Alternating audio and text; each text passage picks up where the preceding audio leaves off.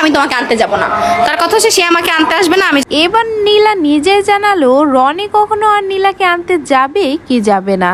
রনি আর viral বৃষ্টি ফুলালির কাহিনী এখন সবারই জানা। আর রনি আর ভাইরাল বৃষ্টিকে চেনে না এমন মানুষ বাংলাদেশে খুব কমই আছে।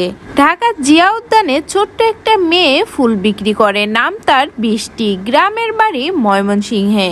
বাবা না থাকায় ছোট্ট এই বৃষ্টিকে নিজের সংসারের দায়িত্ব কাঁধে তুলে নিতে হয়। তাই জিয়া উদ্যানে নিয়মিত ফুল বিক্রি করে চলে তার সংসার এবং এভাবেই কিছু পরিচিত মানুষের কাছে বা ভিডিও কন্টেন্ট যারা বানায় তাদের মাধ্যমে বৃষ্টি ভাইরাল হয়ে যায় এবং এরই মাঝখানে চলে আসে রনিও নিয়মিত বৃষ্টির ভিডিও বানায় এবং বৃষ্টি আর রনি ভিডিও করতে করতে এতটাই ভাইরাল হয়ে যায় যে দর্শক রনি এবং বৃষ্টির ভিডিও খুব বেশি পছন্দ করে। শুধু দর্শকই নয়, রনি এবং বৃষ্টি একে অপরকে দেখলেই মনে হয় তারা দুইজন যেন কাপল। অন্যদিকে রনিও মানুষের কাছে লুকায় যে রনি বিবাহিত এবং রনির বউ বাচ্চা আছে। রনি এবং বৃষ্টির ঘটনা যখন চরম পর্যায়ে তখন রনির বউ বাধ্য হয়ে ফ্যামিলিতে অশান্তি শুরু করে এবং রনির বউ বাসা থেকে রাগ করে বাবার বাড়িতে চলে যায়।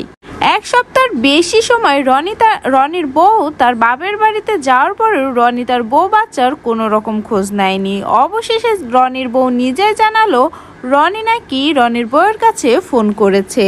জানেন কি রনির বউয়ের কাছে রনি ফোন দিয়ে কি বলেছে? রনির বউ যখন জানতে চায় রনি আর কি কখনোই তাকে ফিরিয়ে নিয়ে আসবে না, তখন রনি সাফ জানিয়ে দেয় যে রনি নাকি তার বউকে ফিরিয়ে আনতে যাবে না।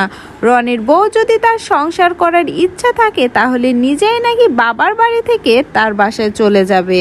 অন্যদিকে এই শর্ত মানতে নারাজ রনির বউ নীলা জানায় যে রনি দোষ করেছিল, তাই আমি রাগ করে আমার বাবার বাড়িতে চলে এসেছি। আমি চাই রনি নিজেকে শুধরিয়ে আমাকে এখান থেকে নিয়ে যাক, কিন্তু আমি একা একা চলে যাব এটা তো সম্ভব নয়।